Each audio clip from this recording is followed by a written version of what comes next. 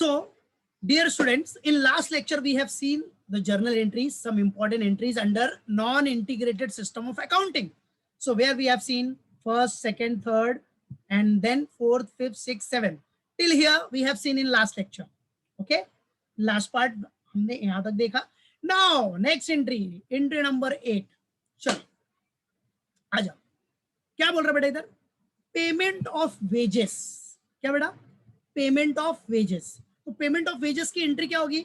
Under non integrated system of accounting अगर payment कर रहे हो वेजेस का, वेदर इट इज डायरेक्ट और indirect, whether it is direct और इनडायरेक्ट. तो बेटा अगर आप वेजेस पे कर रहे हो तो एंट्री विल बी व्हाट?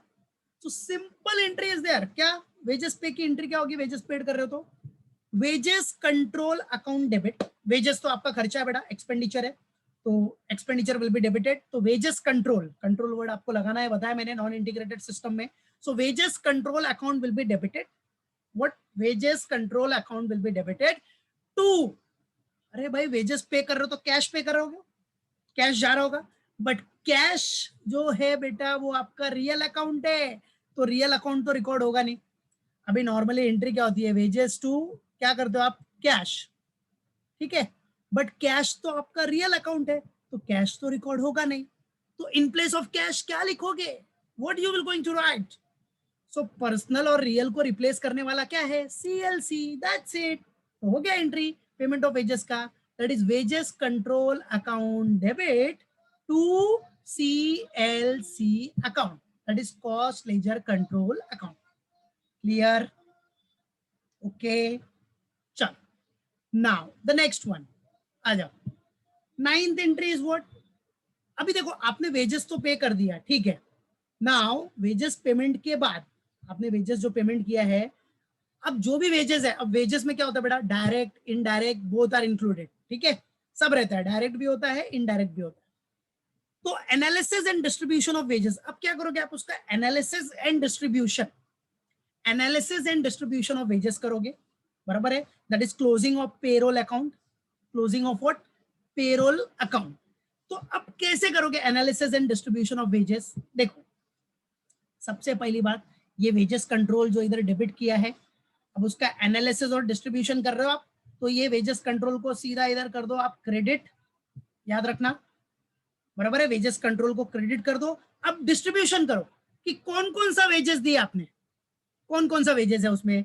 समझो अगर डायरेक्ट लेबर है, डायरेक्ट लेबर तो किधर ट्रांसफर हो जाएगा? वर्क इन प्रोग्रेस में, क्योंकि मेन प्रोडक्शन का काम वही कर रहे हैं, वर्क इन प्रोग्रेस बना रहे हैं, रॉ मटेरियल पे प्रोसेस कर रहे हैं, राइट. सो डायरेक्ट लेबर होगा तो वर्क इन प्रोग्रेस में ट्रांसफर कर दो. इनडायरेक्ट लेबर के लिए है तो उसके लिए फैक्ट्री ओवरहेड कंट्रोल अकाउंट बना लो. क्या बना लो? Factory overhead control. बराबर. इनडायरेक्ट लेबर होगा तो क्या बनाना है आपको?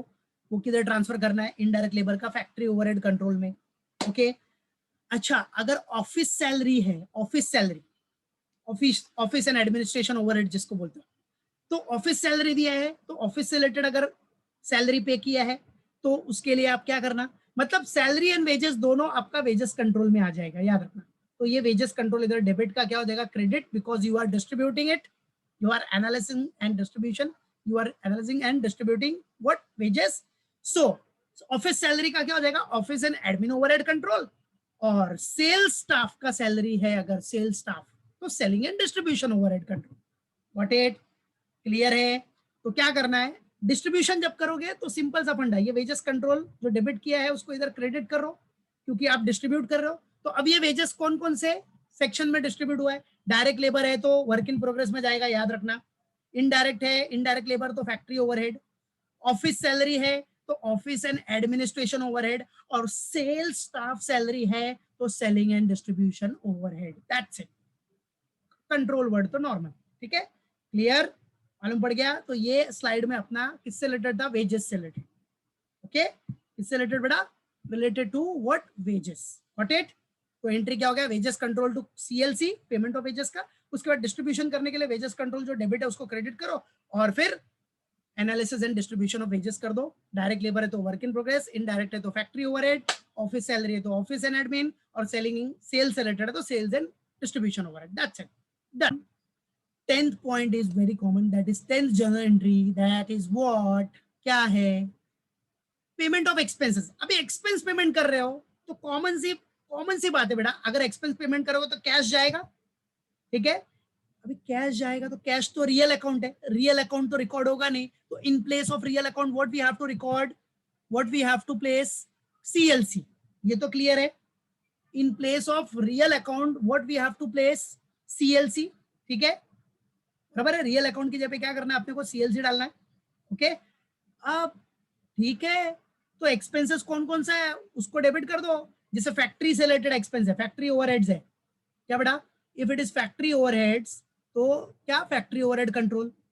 If it is office and administration overhead है तो उसके लिए ऑफिस से रिलेटेड कोई खर्चे है, एडमिन खर्चे, एडमिन से रिलेटेड कोई एक्सपेंडिचर है तो उसके लिए office and administration overhead control account debit कर दो। सेल्स एंड डिस्ट्रीब्यूशन से रिलेटेड एक्सपेंडिचर है अगर, तो उसके लिए आप selling and distribution overhead control, क्या, selling and distribution overhead control account debit कर दो, दैट्स इट। बस यही चीज है, यही आपको दिमाग में रखना है, माइंड में फिक्स रखना है बस, ठीक है। तो पेमेंट फॉर एक्सपेंसेस में क्या हो गया बेटा, पेमेंट फॉर एक्सपेंसेस में पहला फैक्ट्री ओवरहेड कंट्रोल डेबिट हो गया, फैक्ट्री से रिलेटेड खर्चा है तो फैक्ट्री ओवरहेड, ऑफिस से रिलेटेड एक्सपेंडिचर तो office and admin overhead control account debit, sales and distribution से रिलेटेड है तो selling and distribution overhead control account debit, to CLC, to what, CLC, cost ledger control account, that's it, बराबर है, to CLC, cost ledger control account. आप expense पे कर रहे हो तो कैश जाएगा, बट कैश की जगह पे क्या रखना है आपको, कैश तो रिकॉर्ड करोगे नहीं, कैश तो रियल अकाउंट है। और पता है बेटा, नॉन इंटीग्रेटेड सिस्टम में पर्सनल और रियल को कौन रिप्लेस करता है, सीएलसी, दैट्स इट, फिनिश। तो ये सब देखो कॉमन एंट्री का रिवीजन करो और याद रखो, ये एंट्री भी अगर आपने याद रख लिया ना तो आप सम देखो कैसे फटाफट यूं यूं यूं फटाफट सॉल्व करोगे यार, समझा कि नहीं। इसलिए थियरी बहुत इंपॉर्टेंट होता है, याद रखना, समझा, चाहे वो नॉर्मल थियरी हो या अकाउंट्स का थियरी हो, क्योंकि थियरी आपका बेस होता है, उससे मालूम पड़ता है आपको कंसेप्ट क्या है, क्या सिस्टम है, क्या प्रोसीजर है, एवरीथिंग। वही नहीं पड़ेगा तो प्रैक्टिकल करके क्या मतलब है, समझा कि नहीं, याद रखो। चलो आ जाओ, ये डन आपका, ओके। चलो बेटा अभी देखो नेक्स्ट एंट्री में क्या बोल रहा है आपको, एब्जॉर्प्शन ऑफ मैन्युफैक्चरिंग और फैक्ट्री ओवरहेड्स, क्या बोल रहा है, एब्जॉर्ब कर रहे हो आप मैन्युफैक्चरिंग और फैक्ट्री ओवरहेड्स, मैन्युफैक्चरिंग मतलब फैक्ट्री ओवरहेड्स को एब्जॉर्ब कर रहे हो। अच्छा, फैक्ट्री ओवरहेड किधर है आपका, डेबिट में है ना, एब्जॉर्ब होगा तो क्या हो जाएगा, सिंपल सा फंडा है, क्या हो जाएगा, वो क्रेडिट हो जाएगा, क्या हो जाएगा, क्रेडिट, बराबर है। अगर ये डेबिट है, एब्जॉर्प्शन हो रहा है तो किधर आ गया, क्रेडिट में आ जाएगा। और याद रखना, जो भी फैक्ट्री ओवरहेड है वो पूरा एब्जॉर्ब होने के बाद ट्रांसफर किधर होगा, वर्क इन प्रोग्रेस में, किधर जाएगा, वर्क इन प्रोग्रेस कंट्रोल में, याद रखना। डायरेक्टली वो प्रोडक्शन से रिलेटेड जो अकाउंट है अपना, बराबर है, वर्क इन प्रोग्रेस में ट्रांसफर हो जाएगा, तो डब्ल्यूआईपी में आपको इसको ट्रांसफर कर देना, दैट्स इट, तो याद रखना। और मैंने आपको देखो एक चीज बताई है, इधर देखना, सी एवरीवन, आपको क्या बोला था मैंने, इधर ये देखो दिख रहा है, अगर आपको एब्जॉर्ब दिखा, ये वर्ड याद रखना, अगर आपको एब्जॉर्ब दिख रहा है, अप्लाइड दिख रहा है, रिकवर्ड दिख रहा है, applied, absorb, recovered, charge, allocated, ठीक है, ये सब दिखा तो याद रखने का, यहाँ एब्जॉर्प्शन आ गया तो वो एक्सपेंसेस का एब्जॉर्प्शन हो रहा है, बराबर है। और वो जो भी एक्सपेंसेस है वो एब्जॉर्ब होकर किधर ट्रांसफर होगा वो अपने को दिखाना है। तो अगर फैक्ट्री ओवरहेड एब्जॉर्ब हो रहा है तो फैक्ट्री ओवरहेड किधर ट्रांसफर होगा, एब्जॉर्ब होके वर्क इन प्रोग्रेस में, किधर, वर्क इन प्रोग्रेस कंट्रोल में ट्रांसफर हो जाएगा, ठीक है। और जो भी डिफरेंस होगा वो ट्रांसफर कर देने का कॉस्टिंग पीएनएल में, ठीक है, जो भी डिफरेंस आया वो ट्रांसफर कर देने का किधर, कॉस्टिंग पीएनएल में, वो जब हम प्रैक्टिकल करेंगे तो देखेंगे। फिलहाल इधर ये याद रखना, एब्जॉर्प्शन ऑफ मैन्युफैक्चरिंग और फैक्ट्री ओवरहेड, तो क्या करना है आपको, ये फैक्ट्री ओवरहेड एब्जॉर्ब कर रहे हो तो फैक्ट्री ओवरहेड इधर डेबिट है तो इधर क्रेडिट करो, और फैक्ट्री ओवरहेड एब्जॉर्ब होके किधर ट्रांसफर होगा, डब्ल्यूआईपी, याद रखना, फैक्ट्री ओवरहेड एब्जॉर्ब होके किधर ट्रांसफर होगा, डब्ल्यूआईपी। और इसके लिए देखो फर्स्ट लेक्चर जो थियरी था उसमें मैंने प्रॉपर एकदम step by step cost sheet से आपको समझाया था, इधर देखो, सी हियर, दिख रहा है, फैक्ट्री ओवरहेड ये एब्जॉर्ब होके किधर जाएगा, ये जो तीनों का मेन अकाउंट कौन सा है, वर्क इन प्रोग्रेस कंट्रोल, ठीक है। तो फैक्ट्री ओवरहेड अगर एब्जॉर्ब हो रहा है तो ट्रांसफर होके डब्ल्यूआईपी कंट्रोल में जाएगा, समझा, याद रखने का भूलने का नहीं, गट इट, क्लियर है कि नहीं, याद रखो। चलो, और वैसे ही देखो, अगर आपका फिनिश ओपनिंग, इधर देखो ऑफिस एंड एडमिन एब्जॉर्ब होगा तो वो किधर ट्रांसफर हो जाएगा, फिनिश गुड्स में। सेलिंग एंड डिस्ट्रीब्यूशन एब्जॉर्ब होगा तो किधर ट्रांसफर हो जाएगा, कॉस्ट ऑफ सेल्स में। तो आगे आपको यही दिखने वाला है, मजाक नहीं कर रहा हूँ, सच्ची बता रहा हूँ, दिखना है। ये देखो कौन सा एंट्री देखा अभी आपने, एब्जॉर्प्शन ऑफ मैन्युफैक्चरिंग और फैक्ट्री देखा ना। अच्छा नहीं है तो ठीक है, वो याद रखना बस। ठीक है, अगर कुछ भी एब्जॉर्ब होगा तो उसका जो नेक्स्ट अकाउंट है जो शीट में बताया उसके हिसाब से ट्रांसफर हो जाएगा। ठीक है, चलो। तो अगर मैंने बोला office and admin overhead absorb, तो सेम, ये डेबिट है तो क्रेडिट जाएगा, ऑफिस एंड एडमिन किधर, फिनिश गुड्स, बराबर है, selling and distribution cost of sales, like that. ठीक है, चलो अभी आ जाओ इधर।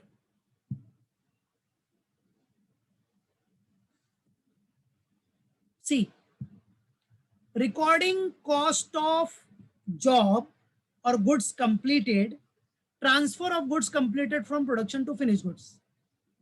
चलो, अब गुड्स कंप्लीट हो गया है, बराबर है, गुड्स मतलब मटेरियल का पूरा प्रोसेस करके गुड्स बन गया अपना, रेडी हो गया। अब उसको किधर ट्रांसफर करोगे, फिनिश गुड्स में ट्रांसफर करोगे ना बेटा। तो चलो WIP तो रेडी होके अपना तैयार हो गया, अब WIP से निकल जाएगा, तो WIP से निकला मतलब क्रेडिट कर दो, बराबर है, निकल गया तो क्रेडिट। और अब क्या आ गया अपना रेडी होके, फिनिश गुड्स आ गया, तो finish goods control account debit हो गया, दैट्स इट, बराबर है। रिकॉर्डिंग कॉस्ट ऑफ जॉब और गुड्स कंप्लीटेड मतलब फिनिश गुड्स तैयार हो गया, तो फिनिश गुड्स रेडी हो गया, तो finish goods control account debit. और किधर से निकला, जो WIP डेबिट किया था अब वो ट्रांसफर होके फिनिश गुड्स में आ गया, खत्म। तो WIP को क्रेडिट करो और फिनिश गुड्स कंट्रोल को डेबिट कर दो, सिंपल, नॉर्मल लॉजिक से याद रखने का। ठीक है, अब देखो, अब अगर आप रिकॉर्ड कर रहे हो कॉस्टिंग, देखो कॉस्ट ऑफ गुड्स सोल्ड, क्या रिकॉर्ड कर रहे हो, कॉस्ट ऑफ गुड्स सोल्ड। तो कॉस्ट ऑफ गुड्स सोल्ड के लिए फिनिश गुड्स तो तैयार हो गया था बेटा, अब वो फिनिश गुड्स को ट्रांसफर करो, तो वो डेबिट का क्या हो जाएगा, क्रेडिट, और वो क्या बन जाएगा फाइनली आपका कॉस्ट ऑफ सेल्स, क्या बन जाएगा, कॉस्ट ऑफ सेल्स। तो कॉस्ट ऑफ सेल्स को डेबिट कर दो, और जो भी कॉस्ट ऑफ सेल्स में कोई भी इनडायरेक्ट एक्सपेंडिचर होगा वो भी ऐड हो जाएगा। लाइक कॉस्ट ऑफ सेल्स के लिए आपका क्या, सेलिंग एंड डिस्ट्रीब्यूशन ओवरहेड भी आ जाता है ना बेटा, तो वो भी आ जाएगा। ठीक है, तो फिलहाल याद रखना, recording cost of goods sold मतलब ये जो फिनिश गुड्स है वो ट्रांसफर हो जाएगा किधर, कॉस्ट ऑफ सेल्स में, क्योंकि फिनिश गुड्स है ना, तैयार हो गया। अब उसको आप ट्रांसफर कर रहे हो तो फिनिश गुड्स डेबिट है तो उसको क्रेडिट करो और ट्रांसफर कर दो किधर, cost of sales, that's it, simple, समझा, मालूम पड़ा, याद रखने का, बस एंट्री ट्रांसफर याद रखना है, जर्नल में वही चीज है, एक एंट्री याद हो गया, फिर उसके बाद ट्रांसफर हुआ है तो उसको अपोजिट, और किधर ट्रांसफर हो रहा है उसको डेबिट कर दो, दैट्स इट, बराबर है। जैसे फिनिश गुड्स आपका अब ट्रांसफर होगा तो क्रेडिट हो गया, और किधर ट्रांसफर हुआ, कॉस्ट ऑफ सेल्स में, तो आ गया cost of sales, that's it बच्चा, that's it, and nothing is there, got it, clear, मालूम पड़ गया, ओके, लॉक कर दूं, पक्का। चलो उसके बाद क्या बोलता है, रिकॉर्डिंग सेल्स, क्या, रिकॉर्डिंग सेल्स। चलो अभी सेल्स रिकॉर्ड करना है, सेल्स रिकॉर्ड करने की एंट्री क्या होगी, रिकॉर्डिंग सेल्स, अगर आप सेल्स रिकॉर्ड करोगे तो उसकी एंट्री क्या होगी, what will be the entry. तो रिकॉर्डिंग सेल्स, ध्यान देना, एंट्री पूछ सकता हूं मैं किसी से भी अभी, ठीक है, मालूम पड़ा। चलो, तो रिकॉर्डिंग सेल्स में, सेल्स अगर रिकॉर्ड हो रहा है तो रिकॉर्डिंग सेल्स में क्या होगा बेटा, रिकॉर्डिंग सेल्स की एंट्री क्या होगी, सिंपल सा फंडा, सेल्स रिकॉर्ड कर रहे हो तो क्या होगा बेटा, यस, सेल्स रिकॉर्ड करोगे तो भाई नॉर्मल सी बात है, कॉस्टिंग पीएनएल, सेल है मतलब आपका इनकम है, तो उसके लिए तो कॉस्टिंग पीएनएल जो सेल्स है वो क्रेडिट हो जाएगा, इनकम हमेशा पीएनएल के क्रेडिट में दिखेगा बेटा, तो कॉस्टिंग पीएनएल को क्रेडिट कर दो, और डेबिट किसको करोगे, अभी आपने सेल्स किया तो सेल्स करोगे तो आपके पास पैसा आएगा, कैश आएगा, समझा, तो कैश तो रियल अकाउंट है, या फिर अगर आपने समझो क्रेडिट में सेल किया तो सामने वाला डेटर बन जाएगा, डेटर तो पर्सनल अकाउंट है, तो डेबिट में तो पता है आपको, ना तो रियल आएगा ना तो पर्सनल आएगा, तो आएगा क्या, व्हाट विल कम, पर्सनल और रियल को रिप्लेस करने वाला कौन है, CLC, तो CLC अकाउंट डेबिट कर दो, फिनिश, गेम ओवर, समझा, मालूम पड़ गया, क्लियर है, लॉक करो, याद रखना, ठीक है। तो याद रखो रिकॉर्डिंग सेल्स का, अगर सेल्स का एंट्री आ रहा है, रिकॉर्डिंग सेल्स, सेल्स का एंट्री मतलब कॉस्टिंग पीएनएल को क्रेडिट कर दो, क्या बेटा, costing PNL will be credited, और डेबिट किसको करोगे, डेबिट, डेबिट, यस, CLC को, क्यों CLC को डेबिट किया, क्योंकि सेल करोगे तो या तो आपके पास कैश आएगा, बराबर है, कैश आएगा, या फिर कैश मतलब या तो ऑनलाइन आ गया जो भी है कैश बैंक, कैश आएगा, या तो अगर क्रेडिट सेल किया तो डेटर बन जाएगा सामने वाला। और आपको पता है कैश आपका कौन सा अकाउंट है, रियल, और डेटर आपका पर्सनल है, और पर्सनल और रियल तो नॉन इंटीग्रेटेड सिस्टम में रिकॉर्ड ही नहीं करते। ये भगवान अभी क्या करेगा अपन, अरे क्या करेगा क्या, उसके लिए अपन ने एक स्पेशल अकाउंट खोला है ना रे बाबा। कौन सा, अपना सीएलसी भाई, तो सीएलसी भाई को डेबिट करो, टेंशन दूर करो, खत्म, गेम ओवर, समझा, मालूम पड़ा, यस, वेरी गुड। तो याद रखना, भूलना नहीं, ठीक है।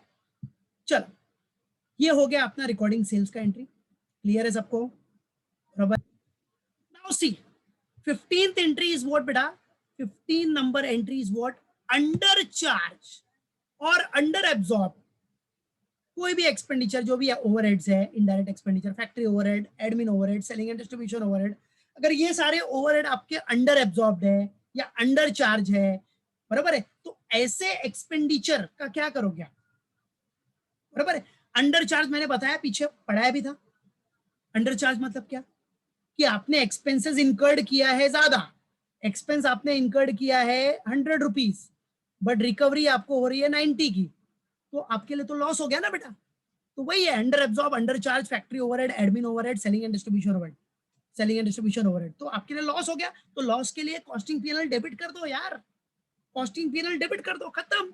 और क्रेडिट में किसके किसके ऊपर हुआ है, कौन कौन सा ओवरहेड था, जैसे फैक्ट्री ओवरहेड, तो फैक्ट्री ओवरहेड, फैक्ट्री ओवरहेड आ जाएगा, ऑफिस एंड एडमिन ओवरहेड है तो office and admin overhead control आ जाएगा, और सेलिंग एंड डिस्ट्रीब्यूशन ओवरहेड है तो selling and distribution overhead control आ जाएगा, बस, बस याद रखने का। अब अपोजिट एंट्री आ जाओ, देखो 16 नंबर एंट्री अपोजिट है उसका। अब समझो ओवर एब्जॉर्ब्ड हो गया, ओवर चार्ज हो गया, फैक्ट्री ओवरहेड, एडमिन ओवरहेड या सेलिंग एंड डिस्ट्रीब्यूशन ओवरहेड। अरे भाई अगर ओवर चार्ज हो गया या ओवर एब्जॉर्ब्ड हो गया, फिर क्या होगा, then what will happen, simple. Over charge में क्या होता है, जैसे 100 रुपीज आपने इनकर्ड किया, एक्सपेंडिचर किया, बट रिकवरी कितनी हो रही है 120 की, तो एक तरह से इधर गेन हो गया, तो गेन हुआ तो कॉस्टिंग पीएनएल क्या होगा बेटा, क्रेडिट, तो कॉस्टिंग पीएनएल को आपने दिख रहा है क्रेडिट कर दिया, क्या किया बेटा, इधर क्रेडिट कर दिया, बस। अब डेबिट क्या करोगे, क्या करोगे, डेबिट में करते जाओ, फैक्ट्री ओवरहेड कंट्रोल को डेबिट कर दिया, फैक्ट्री का है तो फैक्ट्री ओवरहेड कंट्रोल, ऑफिस का है तो office admin overhead control, selling का है तो selling and distribution overhead control, that's it, finish, बस खत्म, क्लियर। तो याद रखना, अगर अंडर एब्जॉर्ब या under charge factory overhead, admin overhead, selling and distribution overhead है तो कॉस्टिंग पीएनएल डेबिट, और जो जो एक्सपेंडिचर है उसको क्रेडिट। ओवर एब्जॉर्ब या ओवर चार्ज होगा, factory overhead, admin overhead, selling and distribution overhead, तो वो केस में क्या करोगे आप, ओवर एब्जॉर्ब हो गया मतलब गेन हो गया तो कॉस्टिंग पीएनएल को क्रेडिट करो, और डेबिट में जो जो एक्सपेंडिचर है वो डाल दो। फैक्ट्री ओवरहेड है तो फैक्ट्री ओवरहेड कंट्रोल, ऑफिस का है तो office and admin overhead control, and sales and distribution का है तो selling and distribution overhead control, simple. तो ये सारी जो एंट्रीज मैंने बताई हैं, ठीक है, लास्ट लेक्चर्स में, लास्ट पार्ट में, अभी के पार्ट में, इतने एंट्रीज तो कम से कम आपके माइंड में एकदम फिक्स होनी चाहिए कि क्या लॉजिक है उसका, सिंपल, बराबर है, मालूम पड़ा। इसी के बेसिस पे आपको सम सॉल्व करना है बच्चों, इसी के बेसिस पे, समझ गया। तो ये सब लोग माइंड में अपने फिक्स रहने का, फिक्स रखने का, बराबर है, फिक्स रखने का, हाँ एकदम माइंड में एकदम फिक्स रखना, टेंशन लेने का नहीं, ठीक है, मालूम पड़ा, ओके।